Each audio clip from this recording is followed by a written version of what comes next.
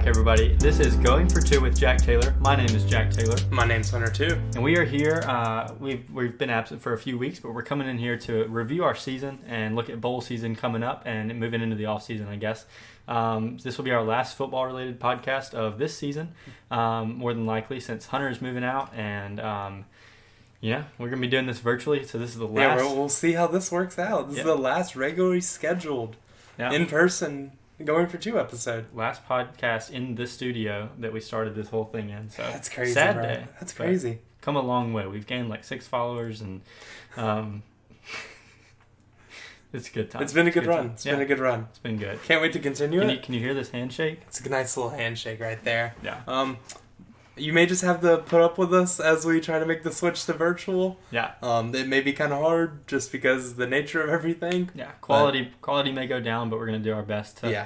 The content should still be there. Yeah. We should still just talk. Our workflow works. It'll just be the quality that may suffer a little bit. Yeah. But you know, trial and people error. listen to the Boneyard every day. Jeez. Just beard scratching noises. All right.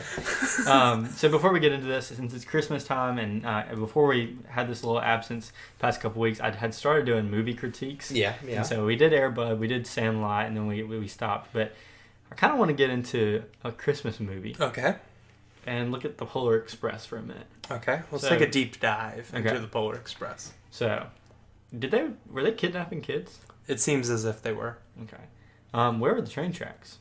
I don't know. They drifted that one time over the ice. Yeah. Remember that? Are they drifting down city streets? Tom Hanks is just kidnapping children. I'm convinced. Also, it's just a nauseating movie. Also, the art style just it doesn't do it for me. It's too close to reality to be like a. So they're either kidnapping kids, or it was all a dream. But if it was a dream, why was his pocket torn? And how did he get the bell for Christmas? And the parents were like, where did you get the bell? And he's like, I can hear it ring, but they couldn't because they don't believe in Santa. So, I just don't get it. Me either. Why don't they believe in Santa? I don't know. How do parents in movies not believe in Santa? Dude, their kids real. Their kids get gifts that they didn't provide. If you're a parent in a movie, you're an idiot. Yeah. In a movie where Santa Claus in a movie where parents are idiots and you're a parent, you're an idiot. I can rock with that. Okay. All right. What an intro that was. So that's gonna be the episode. Okay, so let's go ahead and get into some college football that we missed. We really did miss a lot, and first thing up here is the Egg Bowl. We dropped 3 touchdown passes in a row. And then missed a field goal, and that's where the game changed. Yeah, going into halftime down 13-6. Or 10-6 instead of up 13-10. Huge difference. Yeah. Even going in, 10-9 would have been better than 10-6. I mean, going in with being the last team that scored, getting the ball after half. Dropping 3 touchdown passes in a row was the story of that game. Yeah. We ended up coming back and scoring a few touchdowns there at the end, but as we do. Yeah. I mean, we had to make it interesting with the Jet Johnson interception, but it was. This is Ole Miss's year. Yeah. A 10-win season. Congratulations to them. Going to the Sugar Bowl. So that's huge season. Best season of all time. Surely Matt Corral going to win the Heisman. Surely he'll go to New York. They had Us dropping those 3 passes and missing that field goal at the end of the half might have been his Heisman moment. That's as good as any other moment that he had. The Heisman finalists announced. Yeah. Matt Corral's not going to New York. I don't know, dude. The day that they were announced, they put the whole billboard up in Times Square. He did make it to New York. I never saw him there. A representation of him on a screen. All right. Another huge game. Michigan beat Ohio State for the first time since 2010, I think. Something crazy. Yeah. Really unexpected. Killed them. Destroyed them. Yeah. I think the best team the whole time. Yeah, I think a week after Ohio State had beaten Michigan State, who is Michigan's only loss, so and destroyed them. Yeah. So really, really weird turn of events there. We went from Ohio State being a shoo-in for the playoffs, and now Michigan's there. Yeah, and Michigan went on to the Big Ten Championship, and Wisconsin wasn't there because they lost to Minnesota and Lil Wally. So Michigan got to go kill Purdue. Mm-hmm. I mean, not Purdue. Yeah, the other forgettable team. Mm-hmm. Purdue killed them. You know. But I think the final score is like 42-3 or something like that. Horrible. So Michigan is, for the first time ever, they're in the college football playoff. Good job, Jim Harbaugh. Yeah. Good job, Khaki Remember when everyone wanted to fire him? Mm-hmm. People were like, People will next year. Mm-hmm. So that's how these things work. Yeah. Oklahoma State beat Oklahoma and moved to number 5 with 2 of the teams in the top 4 playing each other. So you're like, okay, are we here? And then that didn't happen. In hindsight, Oklahoma State probably wasn't going to make it in anyway because I feel like they jumped Cincinnati if Really? they win. Yeah. Hmm.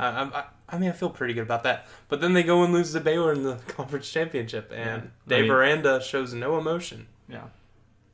The real Mike Leach book of no emotion there. This is quite impressive. Yeah, Alabama, I mean, some would call it a shocking turn of events. Georgia hasn't played anyone, and they Kirby finally Smart did something. played against Nick Saban. Kirby Smart played in the big game. Kirby Smart played. We need to talk about Kirby Smart. What is with him and not playing the good quarterback on his roster? He's a 5-star quarterback sitting on his That's bench. happened multiple times in Kirby Smart's tenure. Mm-hmm. How many? Surely he has at least one national championship. Right? Mm-hmm. What was the score they beat? How many? Was it 41? 41-24? Yeah. Mm-hmm. So people on the internet were like, Alabama scored 41 to remind them how many years it's been since they won the Natty. Jeez. Yeah, but I mean, so that was tough. Continuing to keep Stetson Bennett in there, a Jones College product. Got to shout that out. A walk-on over a 5-star. Mm-hmm. A 5-star that played well last year. Yeah, and a walk-on who got replaced by the 5-star. Has played okay. Yeah.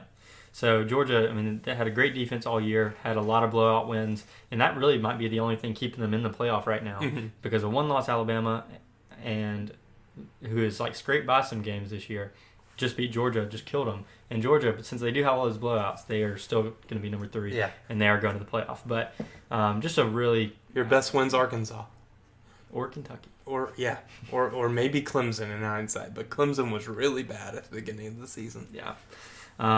So the playoff teams this year: Alabama number 1, Michigan at 2, Georgia at 3, and Cincinnati for the first time ever. A group of 5 team is in there. So I'll give you permission to say it. Cincinnati. Cincinnati. Yeah, there we go. So we'll see how that plays out. We might do some predictions later. Yeah. All right. But now, moving on to away from the college football world and moving into just Mississippi State here. What do you think our season, or biggest takeaways of our season are? Air Raid works in the SEC would be my first one. Will Rogers is good enough for this offense. Yeah. That may be understating it. He is really Will good. Rogers is really, really good. Mm-hmm. Right now he's second in the nation in passing yards. Western Kentucky's quarterback is just insane, and he's there. He's in distance to have the completions record. Yeah. I looked at Gardner Minshew's and Joe Burrow's stats before they went to their conference championships or their bowl games. Mm-hmm.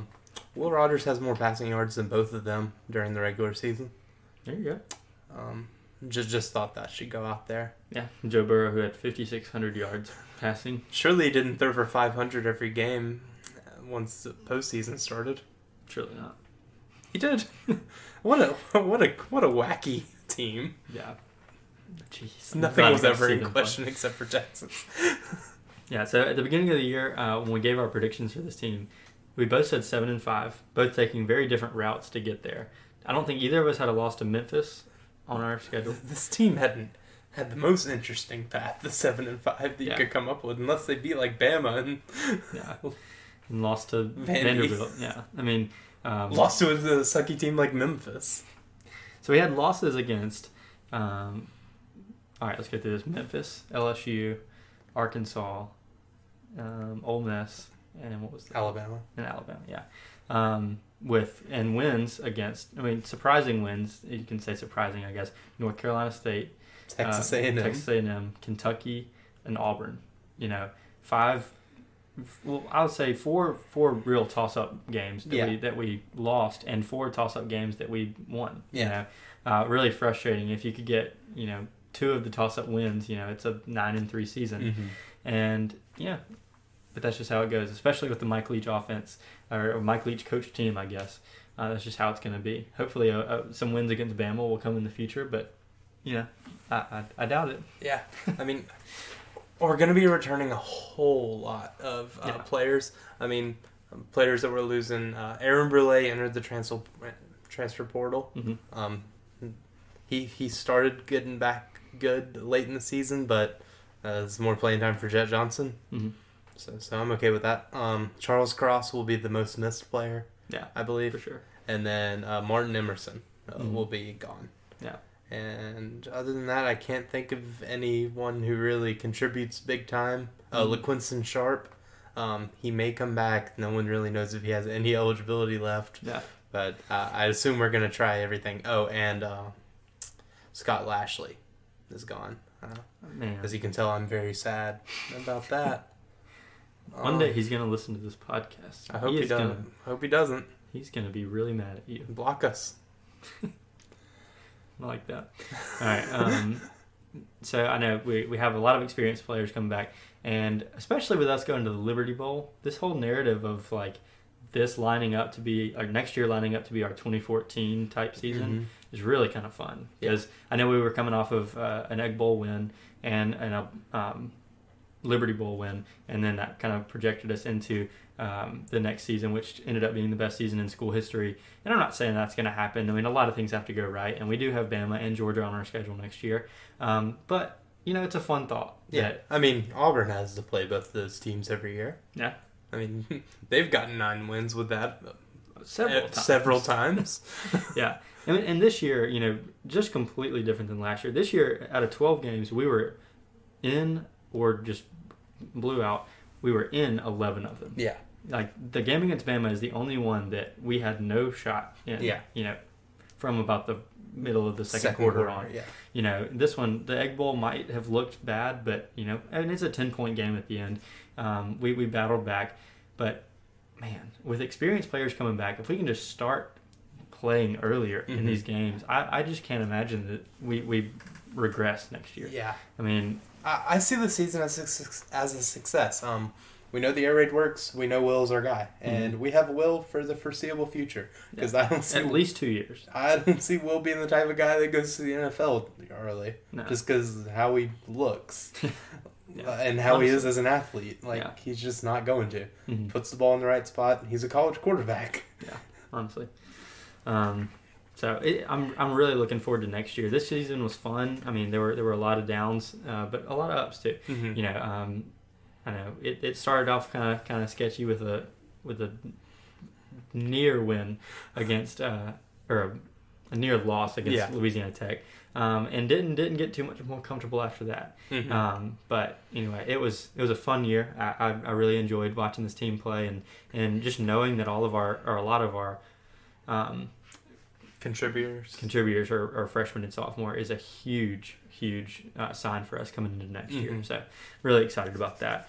Before we move on to like bowl games and stuff, I know we mentioned Ole Miss having a really good year, 10-2, and Matt Corral had a great season. Me and you, I mean, I know we joke about it a lot. Me and you like Matt Corral, and we know he's going to be pretty good in the future too. After he didn't have the cornrows, I was like, yeah, I like this guy. Yeah, honestly, the tattoo sleeve kind of bothers me, but your tattoos are a bad guy.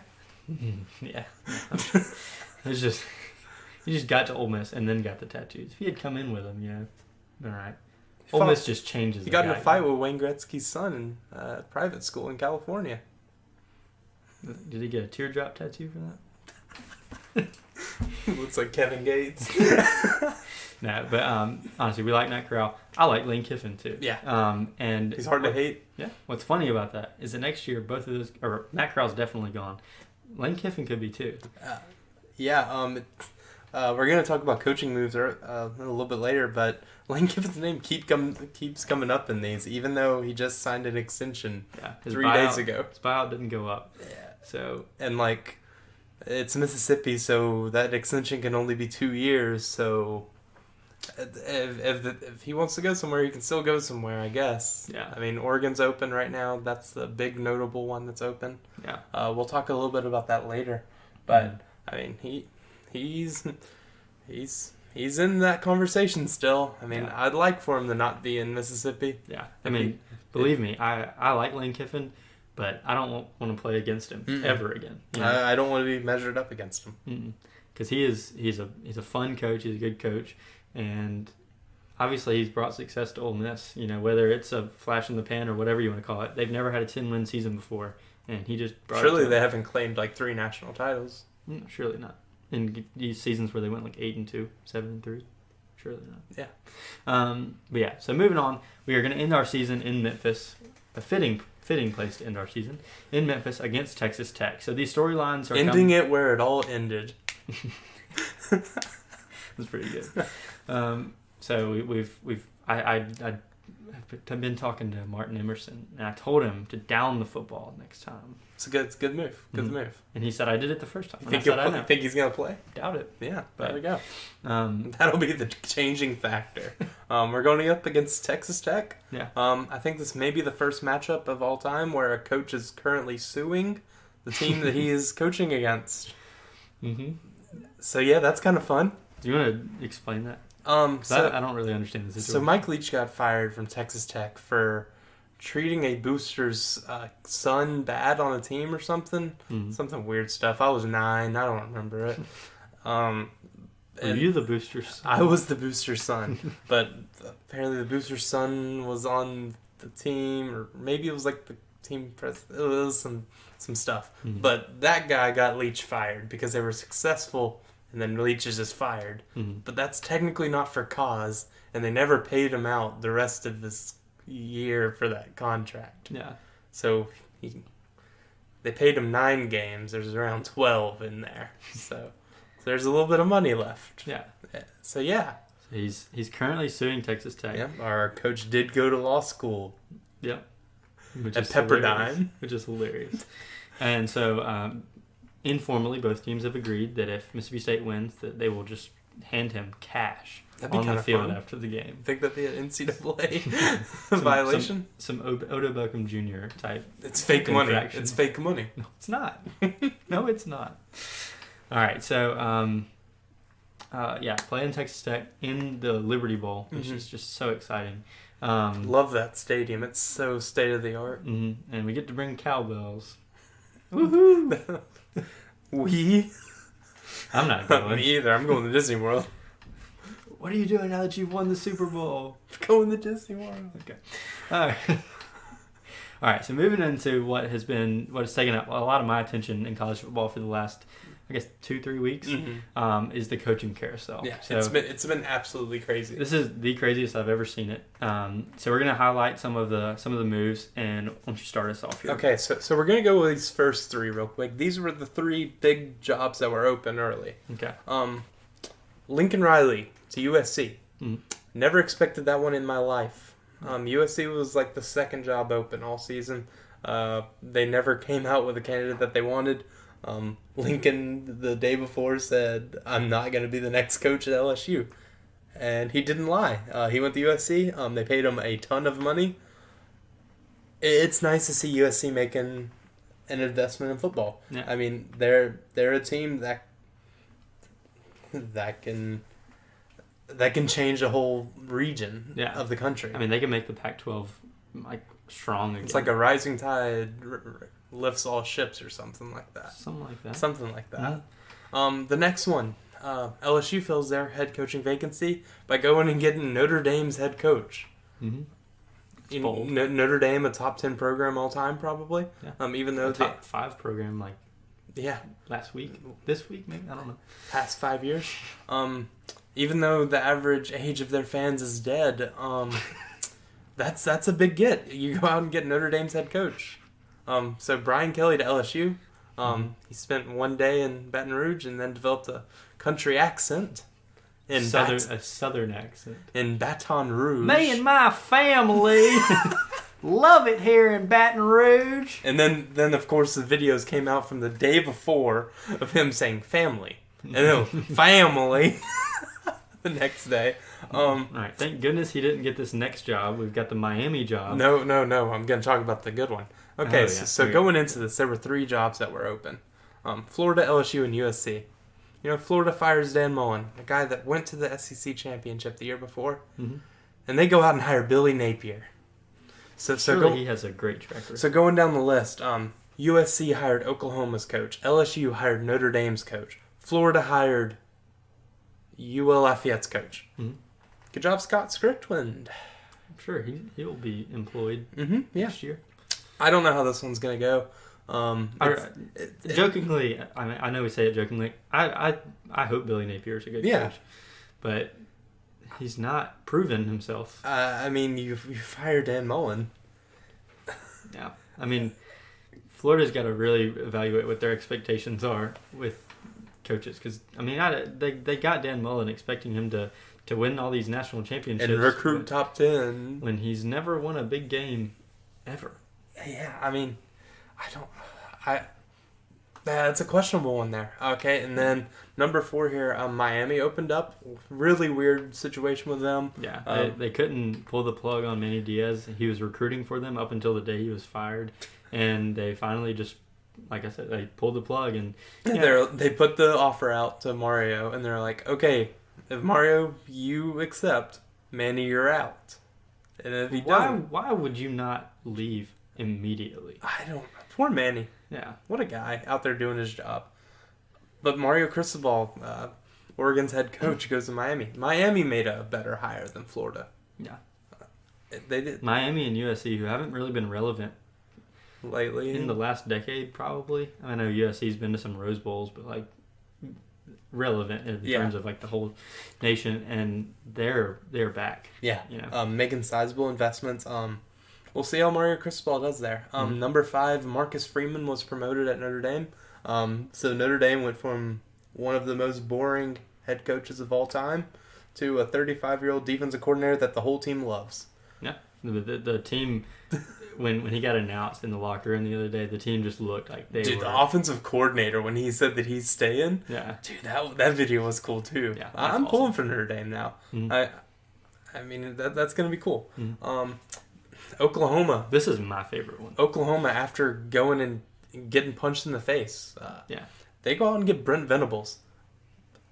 Yeah, I mean, what a hire! Clemson's defensive coordinator, who reportedly was, getting the Auburn job last year, was asked about it. Yeah, and he said that he didn't like the structure there, and so now he likes the structure at Oklahoma. Yeah, his dream job. This is his destination. Yeah. He's bringing Jeff Levy from Ole Miss with him. That's what all the reports have been. That's a lateral move. Oh, yeah. Yeah. Ole Miss to Oklahoma? Yeah, a blue blood to another blue blood? Nope. Powder blue blood? But, yeah, Brent Venables, they went and got their guy. Yeah, that was my dad's. That was the guy he wanted at State when Joe Moorhead got here.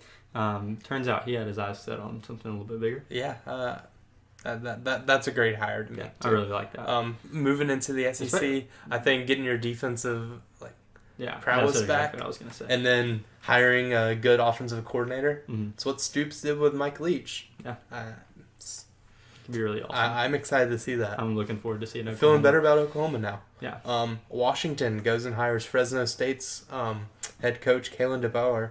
And then gets their quarterback. Yeah. Brings in... Which I'm really excited to see how much more of that we see. Coaches bringing their quarterbacks. Say if Uongalele comes with Venables to Oklahoma. Yeah.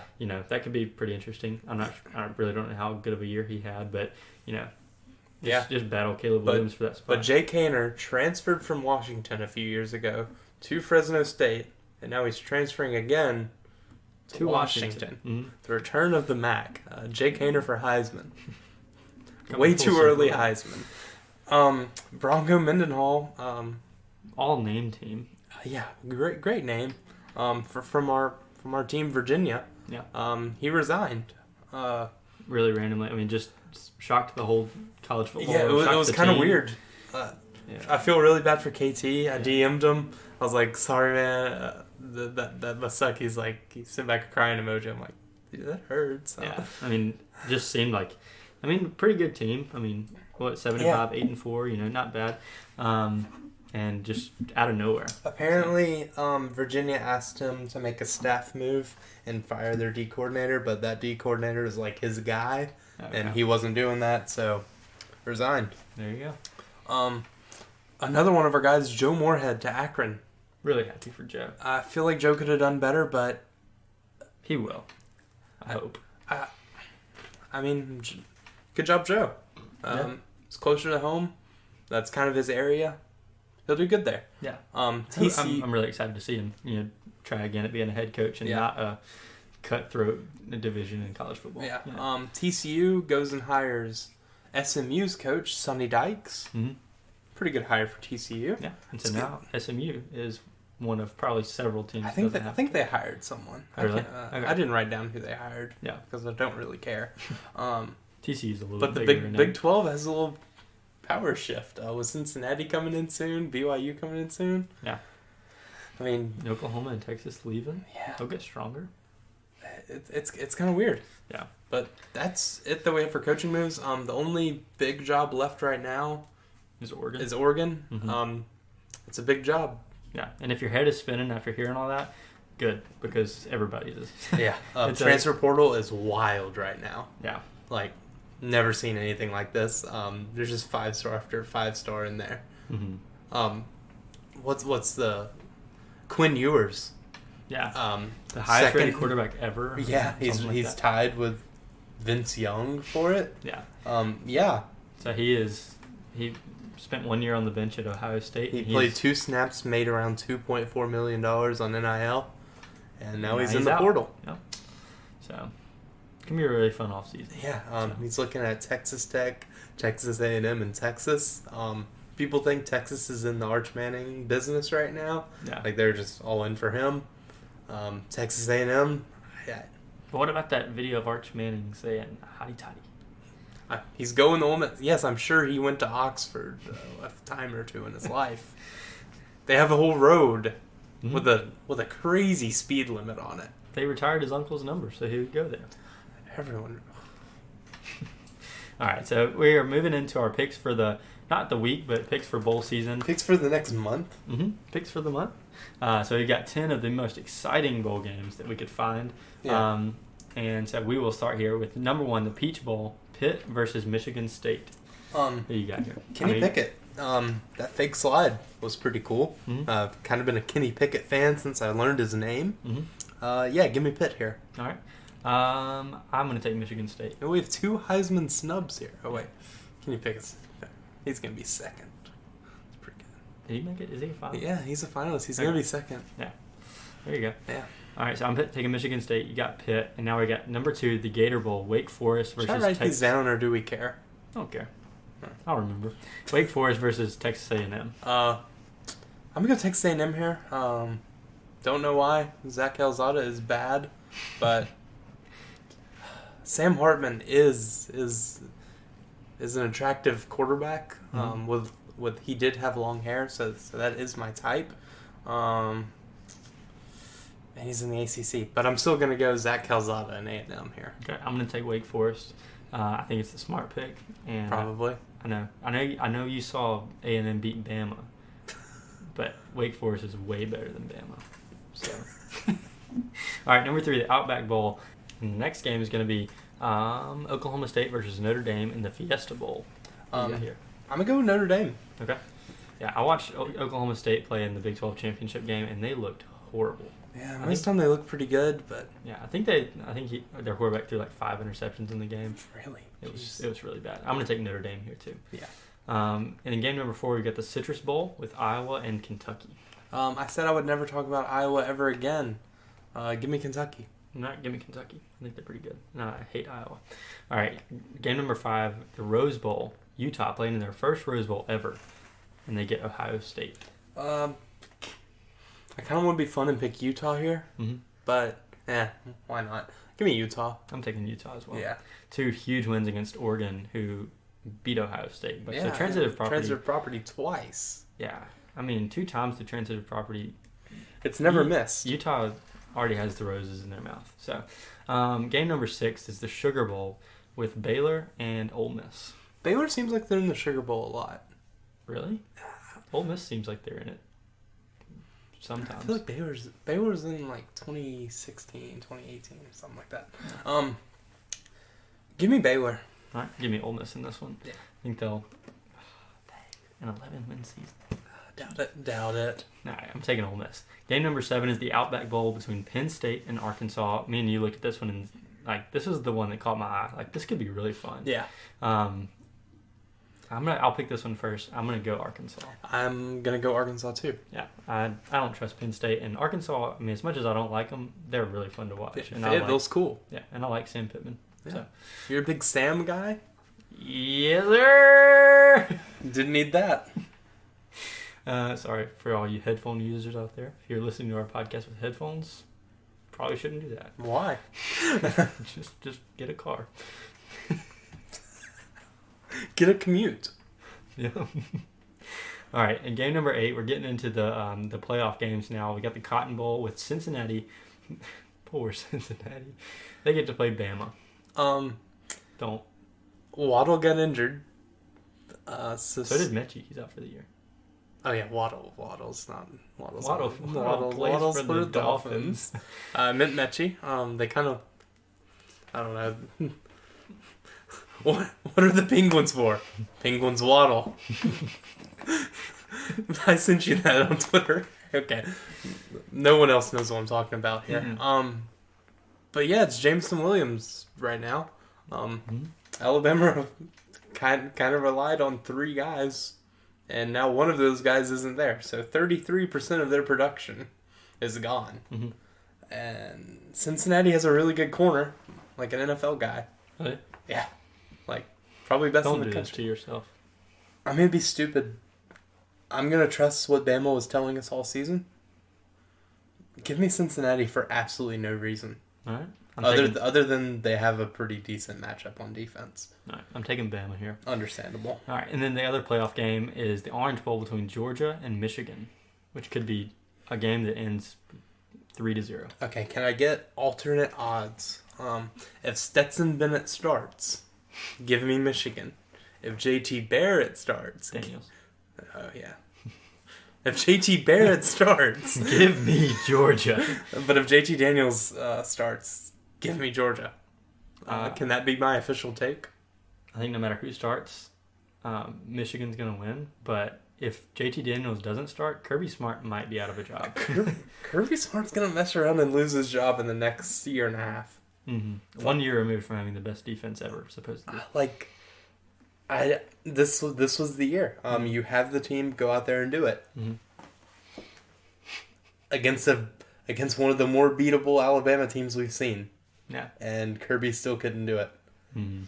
But he had that cool halftime speech against Dan Mullen's Florida team. Yeah, is Kirby scared of Nick Saban?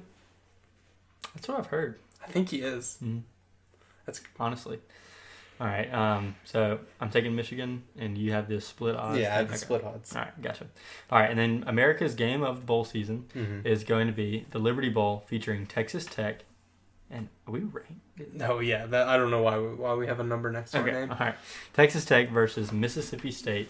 I don't really care too much about giving a score prediction for this game. Neither. So, who's winning? Give me Mississippi State. Can we do players? Players would be fun. I have no clue what my score prediction would be. Yeah. I'll take Mississippi State as well. And, outside of... Who's not going to play in this game? I have no clue. Okay. I'll play it safe and just say Jaden Wally. It's going to be my guy. I thought you were about to say something silly. I'm not the one that makes stupid picks on this podcast. No, I thought it was for player. Oh, okay. Catch my... Okay, give me Mekhi Polk. Okay. I think it's going to be a receiver.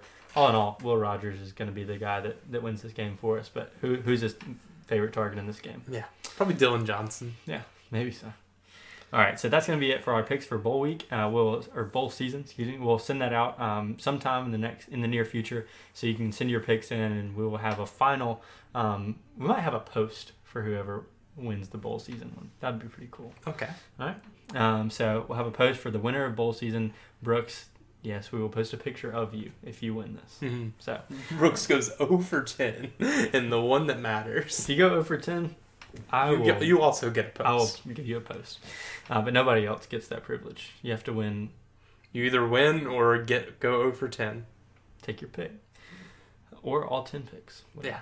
All right, so we're going to move on to our favorite part of the podcast. It's going to be Instagram questions, and I think we got a few of them in a short amount of time. we actually did. So, for Megan Underwood, how many laps is a 5K indoors? That sounds like a great question. Hey, Google. I think it's 25. How many laps is a 5K indoors? Here's a summary from the website active.com. It's 25 laps. Let's go. Look at us knowing Knowing track. stuff, because the indoor track is half as big, and I know that How many is it on on a outdoor? full track it's like 12 and a half or something. That's wild. Like 200-meter track. From Sarah Vanek, is it all about Memphis? Memphis. It's about Memphis. It's about Memphis. Memphis. Okay, from E is from Ethan. What statement do the Dogs need to make in this game to adequately prepare for next season? Sorry for the little trip over my words. I'd say I think win. just win, honestly. I mean, it can be an ugly win or it can be a blowout like we did in 2013 against Rice. Yeah. A win will propel us. Okay, from Frederick, 1851. Are we in the right bowl? We're not in the Duke's Mayo Bowl, so yeah. I wish we had gone. Me and Frederick actually talked about this today. I wish we were in the Texas Bowl. But yeah. I know, like 13 out of 14 SEC teams getting in bowl eligible makes it just regional. So Yeah. From Cletus, nice. How's our recruiting class? I don't know. We're getting Stone Blanton. I think I think we might be top 20 actually. No, I think we're like 31 right now. I think we will be top. Oh, okay. I'd be elated. Okay. Next, from Courtney Purvis, player you're most excited to see play baseball this spring. Cameron James. John Rice Plumlee. Not any MLB players. She didn't specify MLB lockout league season. or team. Freddie Freeman is going to play for the Yankees next year. I'm fully prepared. I'm so sorry. Courtney Purvis, way too early. She didn't say that. Win-loss prediction for 2022 football season. 8-4. Yeah, let's go 8-4. After I talked us up so much in the beginning of the 9-3 I ceiling. think 8-4 could be like a floor kind of situation. I feel like that's like what we're gonna go. Yeah. No, well, floor is definitely like 0-12. But Is it? We're playing Arizona. God, we're so gonna lose to Arizona, the worst we team played in Power Memphis to 5. start the season. Oh, imagine losing to Memphis. Couldn't be me. Memphis. From Courtney Purvis. Will y'all continue to do the podcast next season, even though Hunter is moving? Hunter, why are you going off and graduating and getting married on me? Yeah. You're a grown man. I'm growing. And I'm merely a boy. Just tell me when you're done with academia. But yeah, we'll be attempting to do the podcast. It should work. Yeah. So baseball season, you can expect some episodes. Yeah. And if we turn out to be good at basketball, probably then too. Maybe. What about track and field? Jav What about volley dogs? Glad we didn't have a podcast. We went to one game and we won. We won? One match. I don't know what they call them. But yeah, they got bounced. Like a volleyball. They got spiked by Hawaii. Maybe they should cover their drinks. I'm not exactly sure if you can say that. See, we're ending off this season on a good note right here. Yeah. We're gonna try to have it going again. We've kind of tried to stay away from doing it virtually, but with how it's gonna happen, we're just gonna have to try to adapt. Yeah. As someone said one time, adapt or die. Yeah. Yeah, you always have a plan until you get punched in the mouth. So surely these quotes never didn't work. Yeah, but yeah, we're gonna try to do that. Yeah, I'm excited about it. Yeah. So that's going to do it for our last episode of football season. Another season that I thought was really, really good. Really feel like we get more comfortable with the podcast every season. And thank you all so much for listening to every episode along the way. We will look forward to seeing you all in baseball season, and we will see you when we see you. Bye.